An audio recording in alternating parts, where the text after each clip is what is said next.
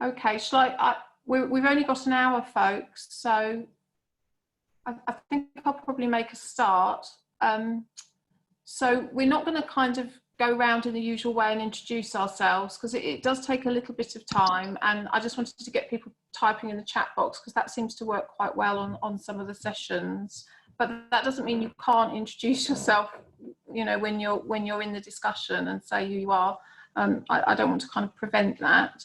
I'm flying a bit solo today, but Natasha's helping out, but she may have to go off camera for a bit. So thank you, Natasha. Natasha's from Family Action Children's Centres. Some of you may know her. Just a reminder to pop yourself on mute when you aren't speaking, please, because it helps with the background noise. If you don't want to speak, but you do want to ask a question, you want to contribute, please pop it in the chat box, and we'll read that out for you.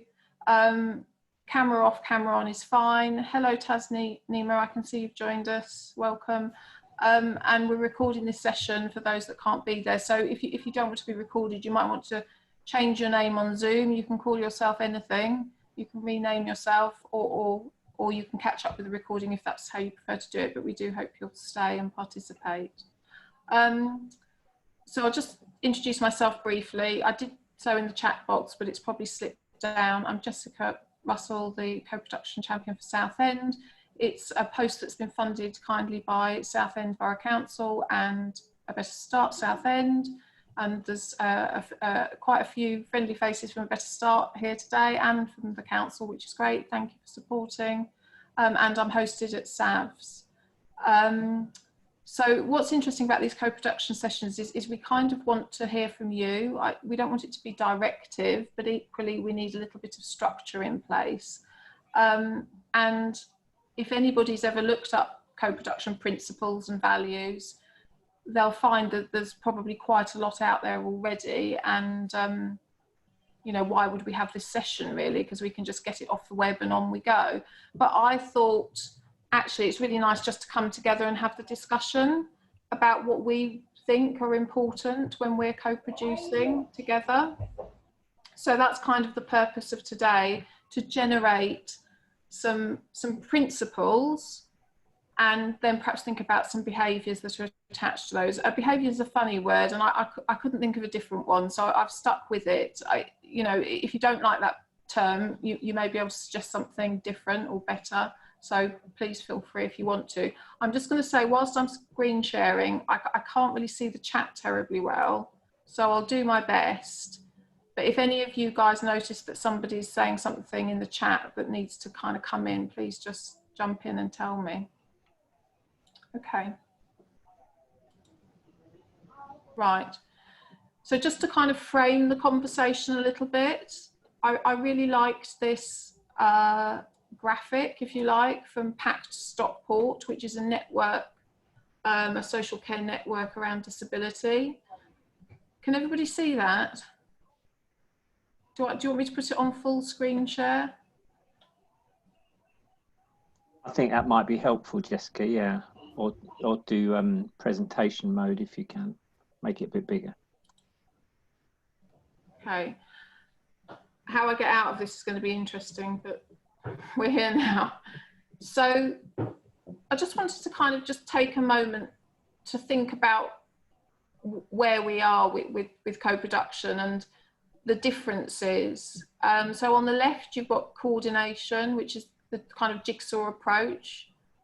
When you know you've got a space or a gap, and that's very much the language. I can see Marie's joined us from the commissioning team. So hello, Marie.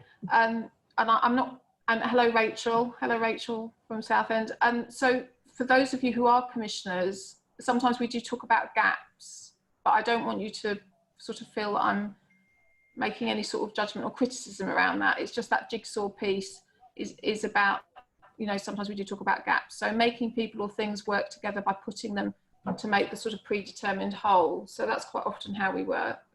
And sometimes that's the way we want to work, and that's fine. Then we've got cooperation or something that's a bit more transactional. So we have a proposed outcome, and then there's a person over there, a wished for outcome. But sometimes people just end up taking what they're given because that's all available, and that's all that's available. So today I really want to kind of structure the conversation over on the right hand side with the green, the pale green and the light bulb, where there's a bit more going on, where we create a different conversation, and that's what I'm hoping to do today with you guys. Okay, hi Mark, yeah, I can definitely send it out to participants, this presentation.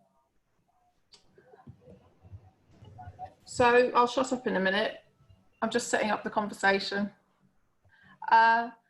Ideally, I think at the beginning of every kind of co-productive project, people are going to generate their own agreements for how they want to work together.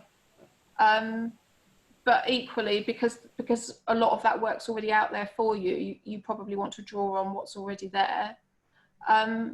So I just thought maybe today, to get into that co-productive mindset, we could think about some principles for co-production and maybe agree them, and then make sure that we're at least creating that as a toolkit for everybody who wants to do some co-production in Southend for the sort of coming year. And obviously they're open to revisit them for each project, but if we know that it's come out of this group, then we know that we've sort of co-produced them, and I think that's quite a nice place to start. So the question really is, what sort of things do you want to see as Southend principles? So I'm just going to give you an example. One of the ones that's come up this week a couple of times and has been mentioned in an article that we've shared is sort of transparency. So I'm not going to give you any more kind of answers, but I know that one has been coming up, and I just wanted to reflect that. So now it's really to throw open to you. Rachel's asked a really good clarifying question. Rachel Wood from A Better Start. Thank you, Rachel. Rachel said, principles or values or both? I'm going to say both, because I actually find it quite difficult sometimes to separate out the two.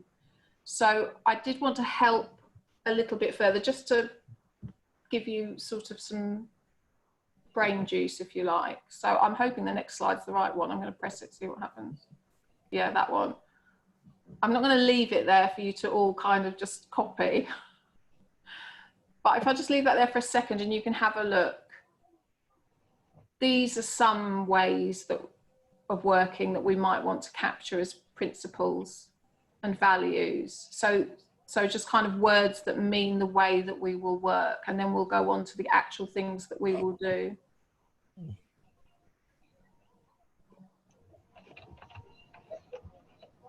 Is it more helpful to leave that there for people? No, take it away. It's going to prompt us. Take it away. Thanks, Jeff. Jessica, could I kick off with a couple, just to, yeah, no, literally please. only a couple of words? Yeah, no, please do. Something that's come out of a number of the conversations we've had so far on Co-Production Week. I think there's a very important thing about trust. I think trust, then sort of my second point was about bravery, because I think actually in order for there to be a mutual coming together of effort or endeavour to solve issues and concerns that communities have, I think there has to be a real sense of mutual trust and bravery, because I think it takes a lot for citizens or community members to approach services to present their views and their ideas, and it takes an awful lot of bravery for services to open up conversations with citizens. So I think those two things for me, I think around bravery and trust are really key. I think without those two values or principles, I think we struggle to start with co-productive practice, actually. Thank you, Jeff. I think that's really interesting. And I think it's really interesting, the idea about bravery for organisations as well as community members, because I would naturally think, you know, you have to perhaps be quite brave as a community member to come and share your ideas, but actually you're saying, you know, the same applies internally to organisations. So it's really interesting. There's loads in the chat. Julie Painter, so be clear what it is and what it isn't. And I think that really links to what Joanne has been saying about expectations, open and honest about expectations. Rob said relationships. Kelly has said equality. So the idea, folks, is that the chat, all this chat is recorded and captured. I'm a little bit nervous that it won't be, so I'm making notes as well. So we make sure, I mean, we could be really brave and I could go to a different part of my computer and start typing it in onto Miro so that you're assured that it's there. But I'm not quite sure how brave I'm feeling, but shall I be brave in the spirit of what Jeff was talking about? Oh, Jessica, do it. Who said that? Take one guess. I can't, I don't recognise the voice. Oh, thank you, Keely. Sorry, there's a part of my brain taken up with technological things, which means I can't process what I'm hearing. Okay, so shall I type and is that shared? Can you see that? You can't see, can you? Okay, share screen. Screen. Share. Right. Let's take it from the top, people. Trust. You can see my typing now. Bravery. Someone's going to have to read out of the chat. Open. Honest. Quality. Am I shouting? Quality. Cohesively. What does anybody want to say what that means? So we're capturing that correctly. Is that about communication, or is it about the relationship, or is it about moving in the same direction together? It was Marion who typed that. I'll leave that out there if Marion wants to kind of add to that. Jessica, one of the things I think you talked about yesterday was, it's Jo, sorry, was about being consistent and not letting people down. I think that's really important. Thank you.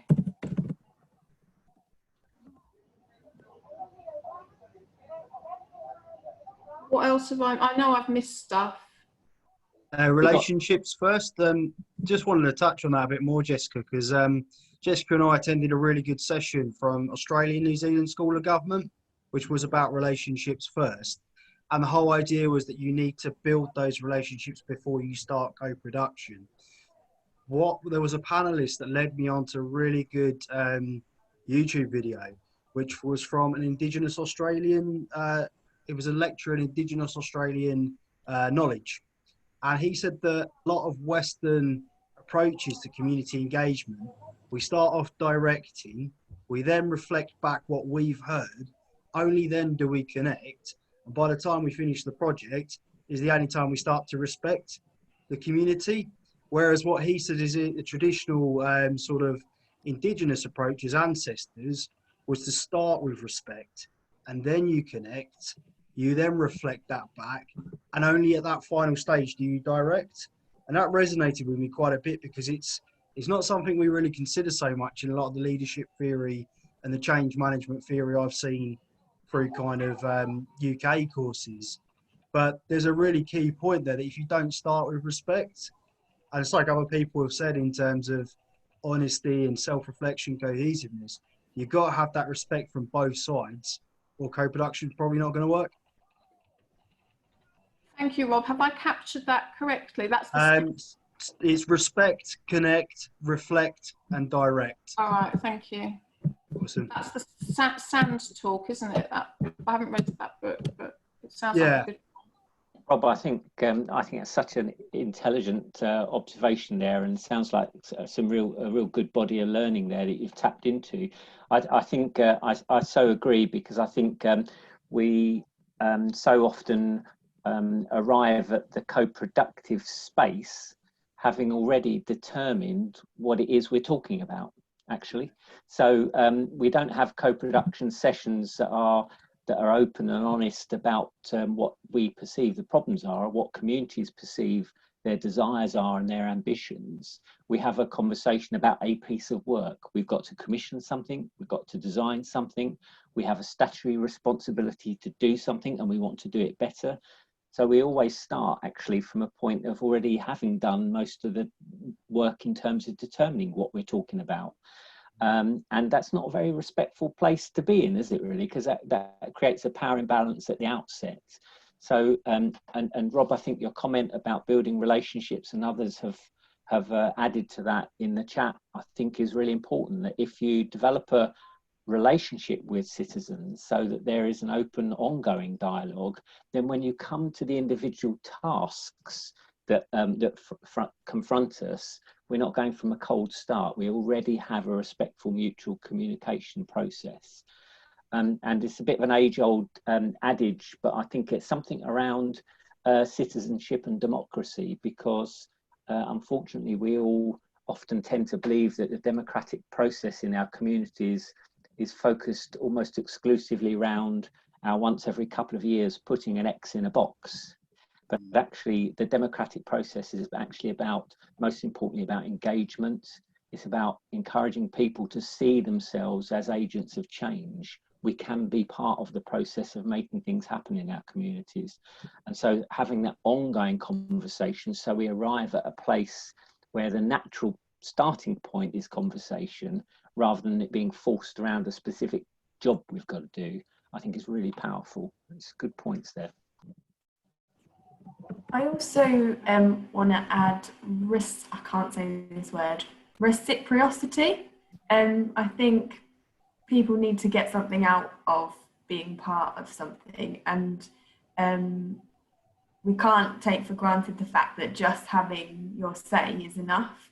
There's a lot of barriers that stop people from being involved, whether that's sort of childcare for parent champions, but there's sometimes a financial aspect because your time isn't free.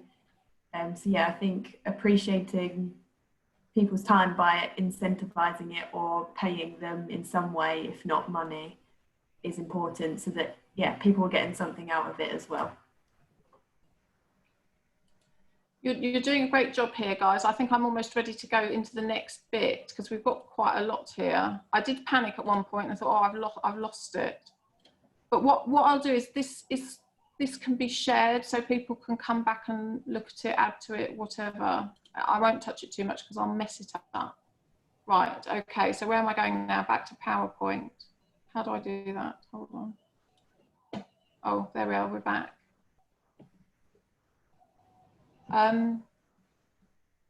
Okay, so that was the thing that we looked at. Then we've done our own bit. I mean, I look at these and think, yes, it's all obvious, but I think part of co-production is having the conversations like we're just having, because then we know we're on the same page. Whereas when we just look at that, how much does it go in, you know? So the next bit, and you're also good. You've already started to touch on this. Really, is you know, we've just done a bit of thinking about principles. I'm pointing at my screen. Can you see me? Like a teacher. Stop it, Jessica. We've done a bit of thinking about principles or values, but now I want to kind of move into that feeling part, and you've already done that a little bit in that discussion.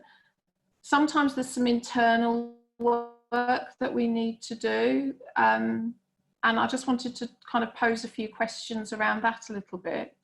Rhiannon's mentioned ego, which I've captured on the board I was on before, and being organic, and self-reflection. So it is kind of that feeling work and that self-reflective work that's quite important, I think, for co-production, and that definitely came out yesterday in a really big discussion we had in the public square about, I think it was Noreen from Wales who said, you know, a lot of it is the work that we do on the inside as well. So we're just going to move into that, if that's okay.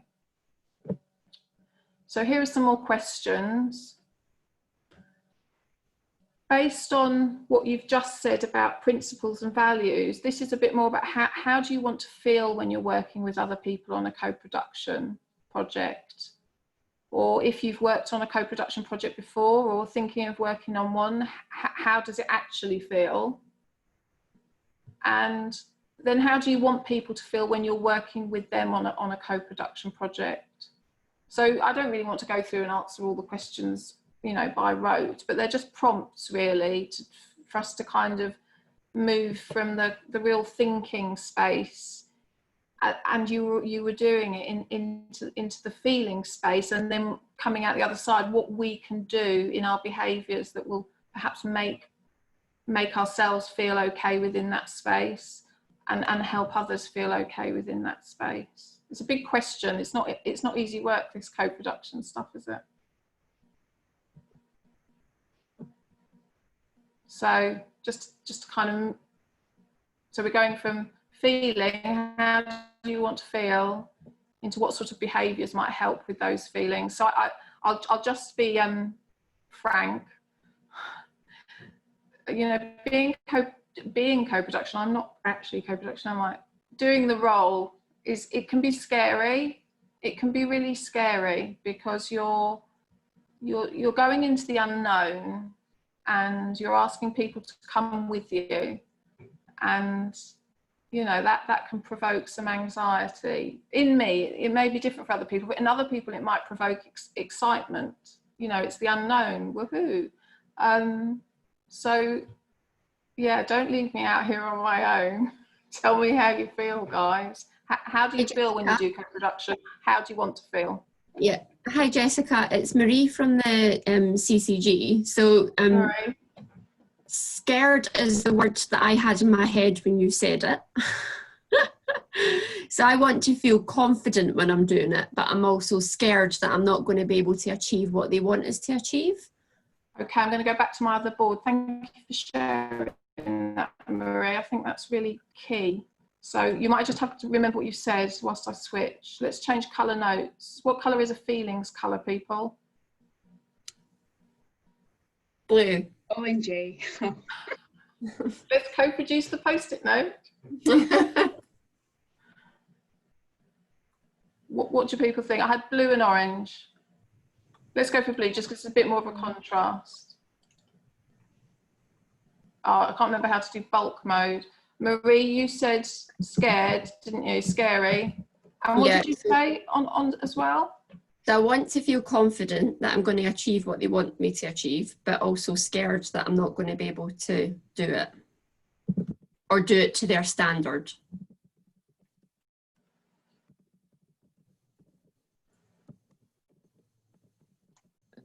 Jessica, just pinged into the chat box this thing about the power of the conversation, and I think 45–50% of what I talk about is old hippy-dippy phrases, so I apologise for that. But you know, we spoke, you know, in the 90s, there was lots of focus on conversations, wasn't there, and then in the early 2000s. But I think the important thing about the idea of a conversation is co-productive practice is scary. Marie is absolutely right, because we're entering into an unknown.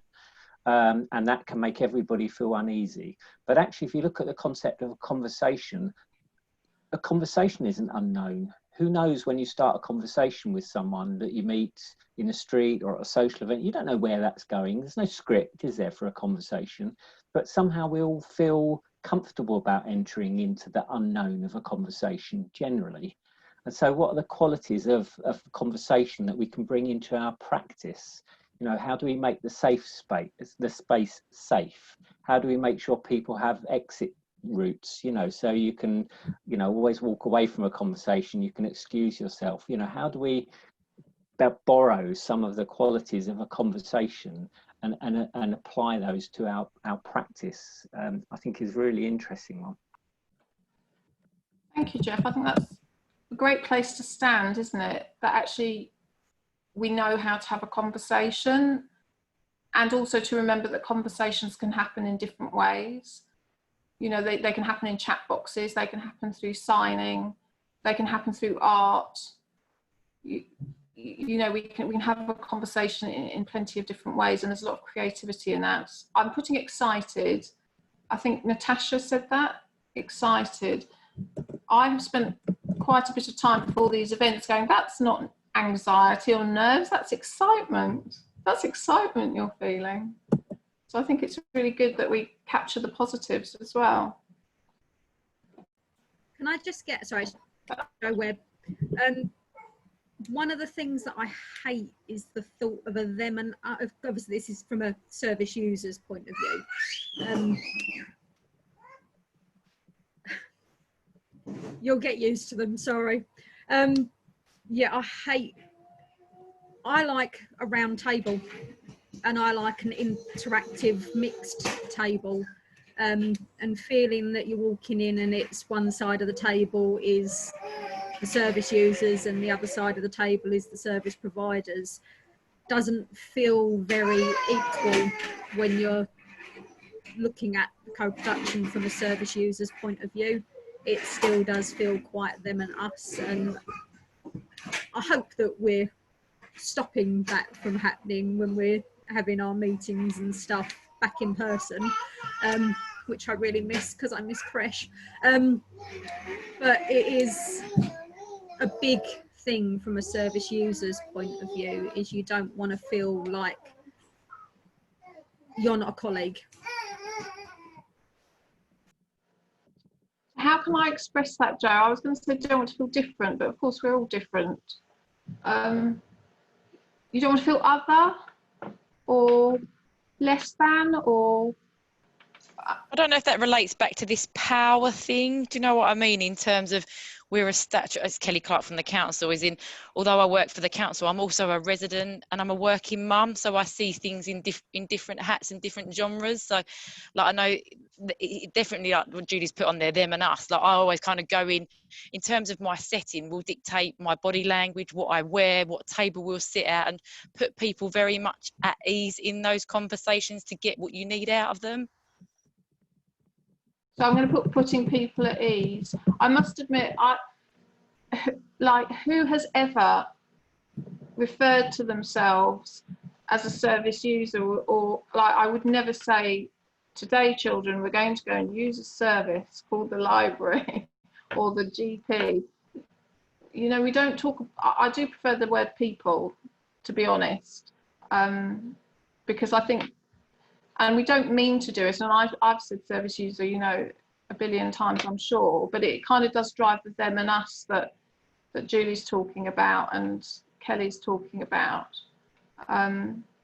So it's interesting that you say, you know, that round table, Joe, and sorry, Joanne Webb and Joe Dickinson has talked about language. I think that for me, that's one of the key ones, is from the outset, we think about together with the people that we're working, all of us together, we think about the language we use. I was finding today I didn't even like engagement, which is perhaps controversial to say, but it, you know, myself as a resident, I would never say I'm going to go and engage with, you know, whoever today. You know, I'll just go and have a chat. So it does go back to what Jeff was saying about conversation. I think it's key to remember about simplicity as well, because if we're overcomplicating our words, what else are we overcomplicating? So being open to changes. There's so much here. I do hope this chat is being recorded. Don't worry, Jess, we'll definitely record it. There's 3 little dots at the end and we'll just press the save conversation. So don't be anxious about that. I don't get those for some reason. I can do it for you, don't you worry. Thank you. So now, guys, when you see this stuff, I probably shouldn't say guys, it's a bit gendery, but never mind. You know what I mean. When I see that, it all gets quite busy, and I think, how are we going to, how do we work with all of that? Like, how do we boil it down? I'm not expecting an answer. I'm just kind of throwing that out there, because that's one of the challenges, is how we kind of decide what the priorities are. Hi Jessica, it's Alex here. Hello, Alex. I think something I've noticed is that when you're doing co-production, a bit like by default, it can become a bit tired. So it's not always as fresh as it needs to be. I think a good reminder at the start of any exercise, whether it's a project or whether it's a series of conversations about an issue, is to ask everybody to ask on an equal footing why they're there and why they're doing what they're doing. And sometimes that can result in something really positive about generating some shared ambition and understanding what people's individual motivations are. I don't think it's the only question that you can ask, and of course there are loads and loads of post-it notes, but I think if people who are in a co-production setting are united about why they're there, what it is they really want to achieve, and the value that they want to produce, it kind of throws down some of the barriers of power and of status and of position that might otherwise exist. And that, I think, is always something, as we do more and more co-production, we have to remind ourselves to do, so that what we're doing just doesn't become either ornamental or non-value adding for anybody involved, because we're just doing it because we're just doing it. You know, it's you must feel this as co-production coordinator, that you need to continually be resetting expectations and what people are there for and why they're doing what they're doing. So I think doing a bit of that at the start of any exercise is kind of always valuable, and we shouldn't always take it as read that people understand why they're there and the contribution that they're going to make. Thank you, Alex. That's a really interesting point, and it kind of sits like it's literally sitting in the middle of something that Lee said. Lee Watson talked about sort of being humble and that kind of humility. So sort of putting down the trappings of hierarchies and so forth to ask, why are we there? You know, why am I here? Each person has a reason for being there, and they're all equally valid and powerful. And also what Rachel Davis has said about setting the tone, and that can happen from the first utterance. And I would say that can even happen from the first invitation that you put out there, or the first leaflet that comes out. You know, if we get that off a little bit, even without meaning to, people feel that that's not the space for them to come into. I've typed start. I have no idea what I was going to type next.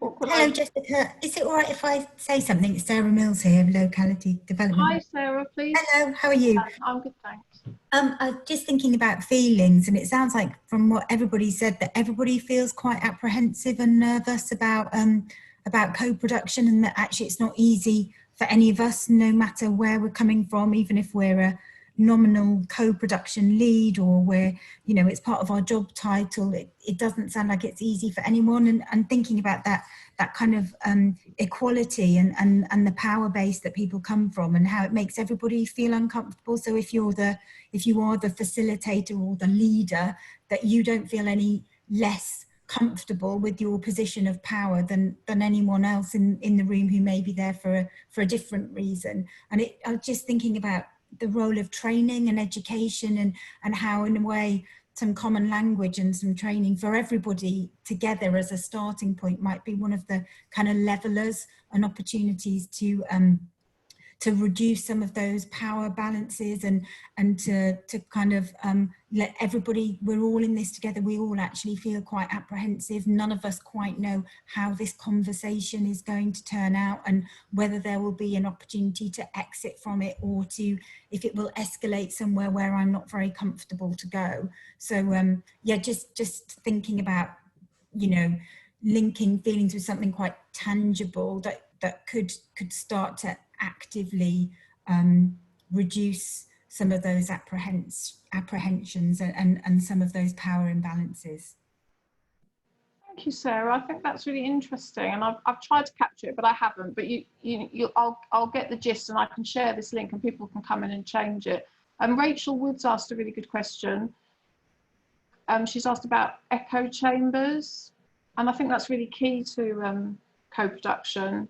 So my understanding of an echo chamber is that we invite into the space people who sort of more or less agree with us, who are very similar to us. And I think this really touches on one of the reasons why co-production can make people apprehensive, because co-production works across divides, doesn't it? It works across political divides, social divides, racial divides, gender, you know, it brings people, as Alex said, it brings people around an issue. Alex said it, or Kelly said it's that leap of faith. And I think the echo chamber is when we say, oh, well, you know, we're going to invite in the people that we know that think the same as we do. And sometimes we don't do that on purpose. I think we can just, I think it's a human thing, isn't it? You know, we feel more comfortable perhaps with people that we know are similar to us. I think it's called the similarity bias. So stepping out of the echo chamber to do co-production can drive some of those apprehensive feelings. Great point, Kelly Clark. Okay to disagree. Alex says his Twitter feed is an echo chamber. I try to make my Twitter feed less echo chambery, but you know, it's a challenge. Jessica, could I yeah, just, please go, Joe. sorry, I feel like I'm talking an awful lot. I do apologise, but I will try and be brief. But I just said lots of conversations in all of the sessions we've had on co-production week so far about this concept of standing with or standing alongside people. And I think there's something very powerful about standing alongside people rather than standing in front of or confronting or meeting, you know, and all these kind of things. And I was just reflecting the fact of all of the some of the most challenging conversations I've had in my life. I've stood next to someone. I've not fronted someone. I've not had someone's face in my face. I've stood next to someone and looked at, you know, a view, or stood, you know, that we've all had those difficult conversations, haven't we? Looking out over the sea or across a hillside or something. And I think there's something very powerful about taking the temperature out of conversations by being alongside people in the same place. And I just think it's something so powerful, not just as a metaphor, but perhaps as a physical thing as well. Thank you, Jeff. I think that's similar to what, not similar, it touches on what Alex was saying about kind of checking in while you're there. So you're sort of standing in that shared ground and not in that kind of oppositional ground. I think it's really important. I'm going to just go back to the PowerPoint and move us through to the next bit, because we're sort of 2/3 of the way through. Is there anything that people think they could do differently as a result of this conversation to help co-production?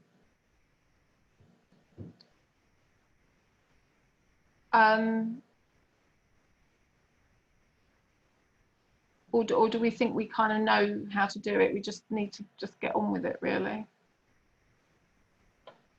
I think I'd like to see more advertising and like marketing around when we do co-production, and just make sure that people who might not normally, so they're like, because it is a bit of an echo chamber, we're opening different channels and reaching people who might not have thought about doing co-production before, and also explaining what co-production is.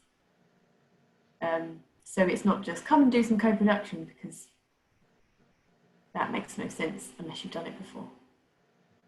So maybe a bit of money would need to go into that to market it properly. That's a really interesting point.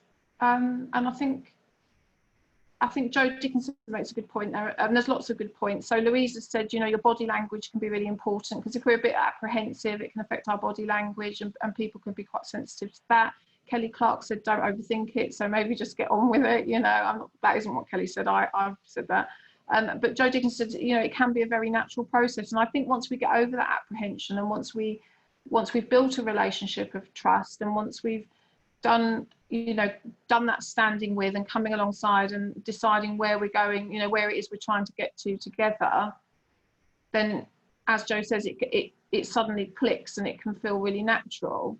And that's certainly my experience when I was working at Recovery College. And then Rob's made a great point, which reminds me of something Natasha said earlier, which is it's okay to get it wrong.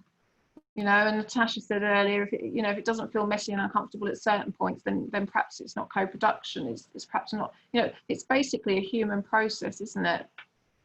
You know, it's internal. It's between people. who knows what that looks like. It's almost, it's invisible really, isn't it? So I think that's why sometimes we get a little bit stuck with it maybe. So does anyone want to add anything? Because I'm sort of bringing us to a close really. I would invite people to think about, you know, in terms of principles and behaviours, is there anything I could do slightly differently to help that? And I know that I've thought about something today where I thought, oh wow, I've really learnt that today, and it's completely gone out of my head. So, but my head is a bit like that, so hopefully it'll pop back in at some point. If it does before the end of the session, I'll let you know. But the reason I like co-production, not only because it's such a powerful process, it's because you learn something. You're always learning about people and their experiences and their differences, and that's what kind of keeps me in that space. Okay, so look, do people remember Blue Peter? I've got a Blue Peter moment for you. Here's one I did earlier, but there's no sticky back plastic. A few months ago, we did some work, A Better Start, Southend and the SEND team did a bit of work, and we drew up a few principles and behaviours for that piece of work. So when I say here's one I did earlier, it's a lie, you know, other people were around it. So these were some of the things that we put forward, given that we want to move from the Miro board we've created, which is expansive and rich and diverse, and we want to keep that there, but perhaps we need something that we can pop on a page as well to make it accessible, maybe to do some of that training that we've talked about doing. Maybe when people are coming around co-production and starting the first time, they've not done it before, they might just want a bit of a guide. So this is sort of a combination of principles and behaviours that we came up with. They are not the principles and behaviours, they are just some. So we talked about accessibility, so creative solutions so people who want to contribute can. And that's very important where we're working with people with disabilities, children with SEND, older adults with dementia, you know, people with language, different languages. Courage with compassion, so that we can step out of our comfort zone and we're understanding that others are doing the same at the same time, because you've made that point earlier, you guys, you said, you know, I might feel uncomfortable, but so might other people. Honesty, we're honest with each other. We identify where different agendas may be competing, because that can get in the way of the work, but it can be sorted out.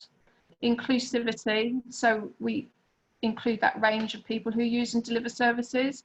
So we invite them to participate, to get that diversity of perspectives. But I always think it's good to just hold in mind who's not in the room for every single thing you do. You know, who's not here? How can we get them here? So it's for me, I don't think it's a one invitation and done. The reciprocity word that I've practiced saying for about 8 weeks, Jeff can attest to that. So we ensure that the voluntary contributions that people are making are recognised and rewarded in a range of ways, and that doesn't just mean monetary reward. You know, people talk about the value of the creche. If people have got children, some people are very happy to have a fantastic cake and a nice cup of tea. Some people want training. That's a real cornerstone of the parent champion approach. So that's for each project to decide. Oh, I can't make it work. Can anybody hear me? I feel like I'm just talking to myself. Yeah, loud and clear. Good. Resource. We commit sufficient time, space and energy to work co-productively. We respect all voices and a range of viewpoints, even the ones we don't agree with. Transparency, we regularly communicate about co-production initiatives and activity. Humility, we agree we can't predict the future, none of us own it, and we only have a partial view of the world. Shared understanding, we create this together, but it doesn't mean we all agree. Co-production needs the tensions and differences of perspectives to draw the richest picture. So those were some principles and behaviours we drew up for some work in SEND, in Southend. But as I said, others are available, so I'm not promoting that. And I do think it's important as part of that coming together to do the work that we spend that time to decide how people want to work together. And this is a bad slide, look, couldn't fit it on. But I just wanted to say, we'll talk about this tomorrow in the toolkit session, but Oxford have got a great handbook. It's quite a lot of pages, but there's no need to reinvent the wheel. You know, it's just about getting the balance right, I would say, between, you know, making sure that the tools you're using or the documents you're using to guide your work are suitable and are accessible for the people that are doing the work. So it's not for me to dictate at all. It's for me to just say, well, you know, did you know that there's this here? And if you think it fits your purposes, then just use it. That's absolutely fine. I think you're all having a great chat in the chat box, and I've not been reading it. So that's it. I'm going to stop sharing. Oh, look at all those faces. Wow. Have I been leaning into the screen? Sorry, everyone. That's it. I have nothing else to say. 25 people. I hope it's been useful. Thanks, Jessica. Really good. I've really enjoyed it. It's deep, it's powerful work, co-production. I hope perhaps you felt the power a little bit today when you talked about it. Think about how you could take that forward into your own practice, and thank you so much for your contributions. It's 10 minutes before 5. How we could all go home early and have a cup of tea. Go home. We're already at home. Yeah. Well, yeah. Is there any other things that people want to sort of add about the processes? It'd be good to hear a bit more about what people have got on the go at the moment, really, in terms of co-production. Are there any examples we could give that, you know, are leading the way? I think I probably I wouldn't brilliantly speak for a Better Start Southend, but because I've got many colleagues who are doing this work day in and day out. But I think for us, it's something about ensuring that our engagement with parents in the development of our work is beginning, middle, and end, so that there is no part of our process that doesn't have parents within it. So going back a couple of years, and Rachel and other colleagues who've been around a Better Start longer than I have, is parents were often involved at the beginning of things. So we engage with them at the beginning, and then we kind of wave them goodbye, and then we'd go and do stuff, and then we'd perhaps kind of say hello to them again at the end. And we took a really bold step of saying that we wanted parents to be involved in every single step of the processes. I don't think we've by any means got it right yet, but I think there's that strong commitment of saying that the difference between co-design, Rob, which you know, and co-production is where it takes place. So co-production, there has to be the engagement of citizens through the entire process of the design, delivery, review, all of that. The whole journey needs to be something that's done together. And I think it's profoundly difficult, but I think it's one of those things we have to just keep on at it. And there's lots of fantastic people around here, so I'll shut up because there's lots of other good stuff. Natasha and other colleagues who are doing really good stuff. But that's kind of our bit on it. Kelly's got a good project. Do you want to talk about it, Kelly? Yeah, happy to. So it was identified by Essex Police in terms of diversionary pathways for offenders that wanted to kind of rehabilitate. So we spoke to ex-offenders and said, what is it you want? What are you looking for? And kind of designed, delivered, produced, should I say. And actually ex-offenders are delivering this project now. So Come Along and Do talks about the positivity of doing like positive diversionary pathways in. So they do a variety of different projects, from volunteering to hospitality stuff, but it goes right back to actually the underlying cause of why they potentially offend or why they offended, and then bringing some positivity back into their life. So one of previous cohorts that we've worked with has 19 years history of offending, has successfully come through the programme and got back into employment during COVID. We've only been working with him for 4 months and now become an advocate to kind of mentor our potential younger cohorts as they start to come through. So, but the whole way along, taking stock of the project, like, is this the right thing that we need to be doing? I'm not the expert, I'm not an ex-offender, I don't know what works for you. So that continuous checking in that cycle of what next, how do we develop this part of the project, what opportunities do you need, those types of things. Thanks, Kelly, that sounds really great. Do you remember at the beginning of the project how that worked? Because my experience of co-production is it can be a little bit in the beginning, and then as it gets going it's sort of like a bit of magic, really. I think it's a little bit about relationships though. So in terms of the relationships from Essex Police, myself, and then kind of I've worked as a commissioner of outreach to clients for drug and alcohol homelessness, and having that relationship there with those providers to kind of go, actually, if we were to develop something, how would that work for you? What would you want to see? And smaller cohorts of people, even down to where you deliver those services. So not within statutory provision, so not within the council offices or not within the police station. We actually use a unit down on the seafront. Do you know what I mean? So, but there was little things along the stages where people took caps off. So that was a sense, actually, there's a sense of trust here now and an understanding that it's two-way. And each stage, and it's very much about the fundamentals of the people and kind of having those relationships and boundaries and working along with them at each stage. So it's not been easy, don't get me wrong, it's been tough at times.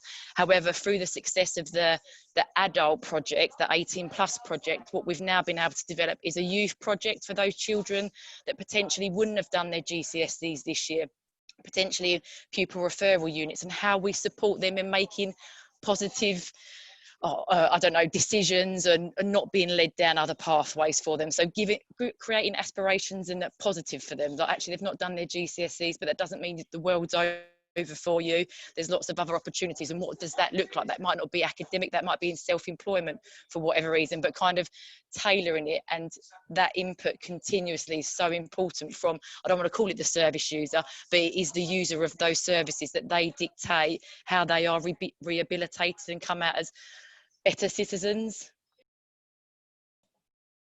Thanks, Kelly, that's great. So I think we're hearing build the relationships, be brave, dial down the ego, get on with it. I don't know if that's what we're hearing. That's what I'm hearing.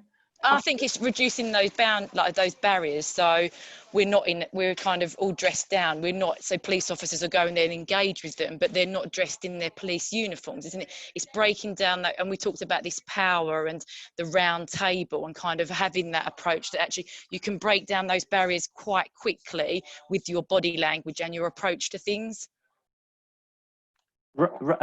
Jessica, Rob and I were having an interesting little conversation about risk stratification, weren't we, Rob, and about how systems get so bound up with risk that they're very difficult for Kelly's pieces, absolutely inhabiting that space. We get very concerned about the fear of failure because of risk, because we think we have to hold and own these risks and we have to mitigate them and all that kind of stuff.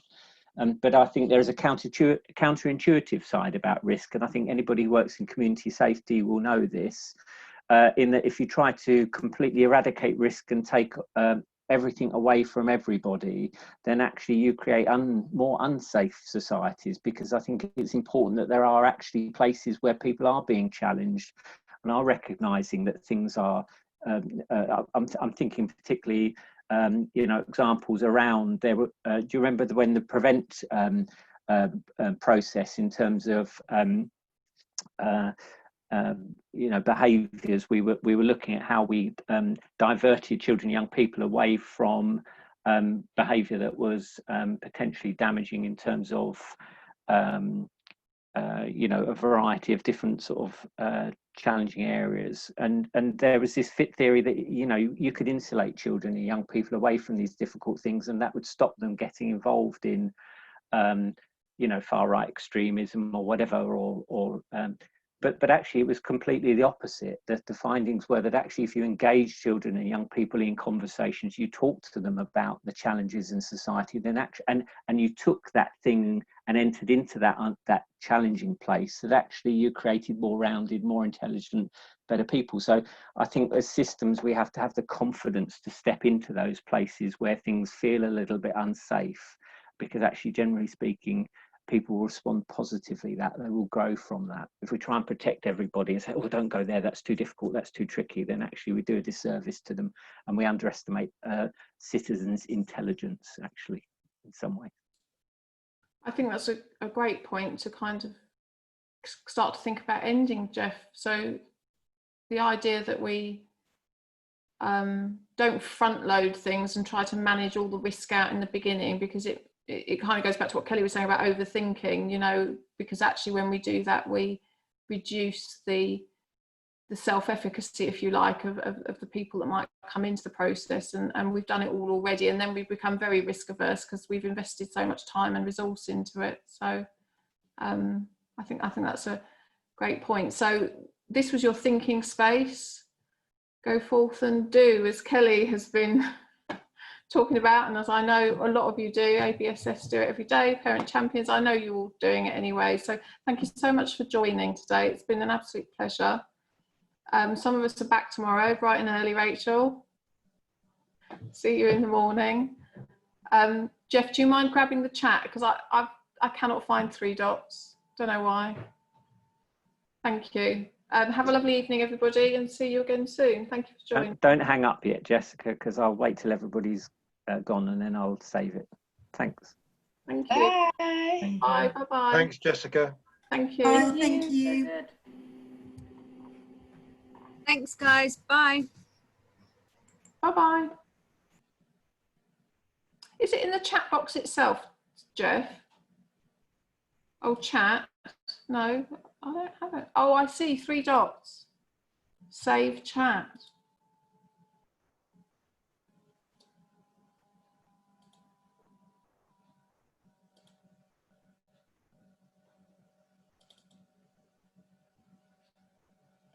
I've got it, Jeff. I've saved it. You're on mute. I felt like I was talking absolute rubbish at the end there, but yeah. No, it was really good. Thank you so much for supporting all of these. It's been great. And you've taught me how to save the chat as well. So bonus. Yes. I think maybe just try and make sure that you've got a buddy next to you who can help you with the the reading the chat box, nudging you and helping you out with that. Yeah, so best laid plans. Natasha was doing that, but she had a doctor's appointment. Oh, so she had to dash. So but that's really good. Yeah, I must admit, I'm getting a bit onlined out. So we've got tomorrow. I've got tomorrow with Rachel, and then something Saturday morning, and then a few things next week. So thanks for coming. Brilliant. It's going ever so well, Jessica. It's really good. It's the good levels of participation and really good, interesting conversations. And don't feel anxious about massive light bulb moments, because you will be doing what we've all decided we shouldn't be doing. Does that make sense? We're allowing the space for these conversations. Don't get at all anxious that we don't all go rush to, oh, we've discovered it, we've found the golden nugget. That's not what it's about. It's a completely different quality of conversation. And today was a little bit more directive than the mental health one yesterday, which wasn't at all. So, yeah. Yeah, it's lovely. Really good stuff. Have a nice evening. Excellent. You too. Take good care. See you. Bye. Bye.